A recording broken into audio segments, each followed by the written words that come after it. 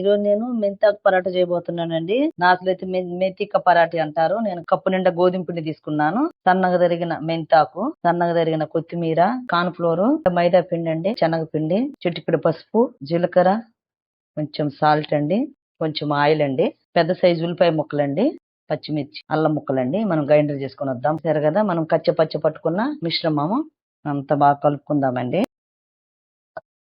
కొంచెం కొంచెం వాటర్ వేసుకొని కలుపుకోవాలండి. ఆల్రెడీ ఉల్లిపాయలు, కూర, కొత్తిమీర అన్ని తేమ శాతం ఉంటది కదండి వాటర్, అందుకని కొంచెం వాటర్ వేసుకొని కలుపుకోవాలి. ఎక్కువ వాటర్ వేస్తే మళ్ళీ పిండి లిక్విడ్ లాగా అయిపోద్దండి. చూసారా, కొంచెం ఆయిల్ వేసుకుందామండి. ఆయిల్ వేసుకొని బాగా మృదువుగా ఇలా అన్నాం అనుకో సాఫ్ట్ గా వస్తాయండి.